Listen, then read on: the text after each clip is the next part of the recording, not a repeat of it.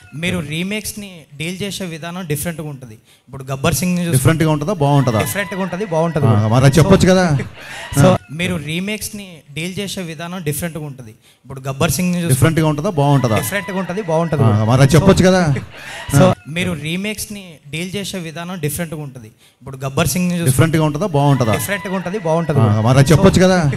So మీరు రాసే డైలాగులు అంటే మీ యాటిట్యూడ్ని కొంచెం తెలిపేటట్టుండే, బట్ అది హీరోలకు వెళ్తున్నప్పుడు మాస్ హీరోలతో ఎక్కువ వెళ్తుంటాయి. పొద్దున్న లేచి అద్దంలో మోహన్ చూసుకొని నేను హీరో అనుకుని బయలుదేరతా తప్ప నేను జీరో అనుకుని బయలుదేరారు కదా.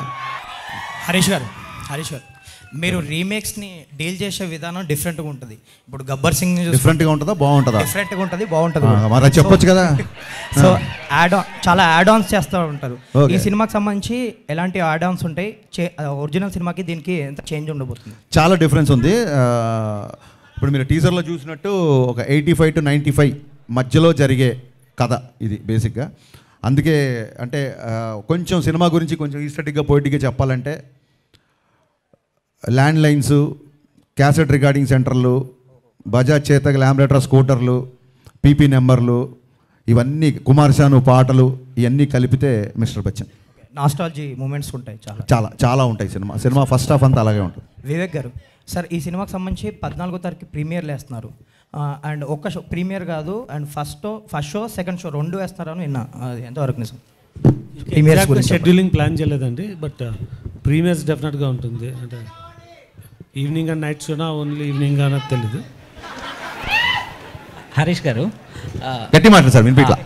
మీరు రాసే డైలాగ్స్ హీరోలను దృష్టిలో పెట్టుకొని రాస్తుంటారు మేబీ, కానీ అది మీ పర్సనల్ క్యారెక్టర్ని దాన్ని రిప్రజెంటివ్గా చేస్తున్నట్టుంది. ఎందుకంటే ఇంతకుముందు మీరు చేసిన గబ్బర్ సింగ్లో నాకు కొంచెం లెక్క ఉంది అలాంటివి, కానీ రాసే డైలాగుల వరకు వినిపించిందండి, ఆ తర్వాత వినిపిలా కొంచెం గట్టిగా. అంటే మీరు రాసే డైలాగులు అంటే మీ యాటిట్యూడ్ని కొంచెం తెలిపేటట్టుండే, బట్ అది హీరోలకు వెళ్తున్నప్పుడు మాస్ హీరోలతో ఎక్కువ వెళ్తుంటాయి. దీంట్లో కూడా ఒకటి ఇప్పుడు యాటిట్యూడ్ మీద రాశారు. అదంటే ఇవి మీరు ముందే ఈ డైలాగ్ స్టోర్ చేసుకొని పెట్టుకుంటారా ఇలాంటి కథలు దొరికినప్పుడు పెట్టడానికి? అంటే ఒక డైలాగ్ రైటర్గా ఆ సిచ్యువేషన్కి ఏం చెప్తే బాగుంటుంది అని ఫస్ట్ ఆలోచిస్తాము. ఇంకోటి మీరు అన్నది ఏంటంటే నా డైలాగులు నా పర్సనాలిటీకి సూట్ అవుతాయి అని అంటున్నారు. నేనే కాదు సార్, ఎవడైనా సరే పొద్దున్న లేచి అద్దంలో మోహన్ చూసుకొని నేను హీరో అనుకుని బయలుదేరతా తప్ప నేను జీరో అనుకుని బయలుదేరారు కదా.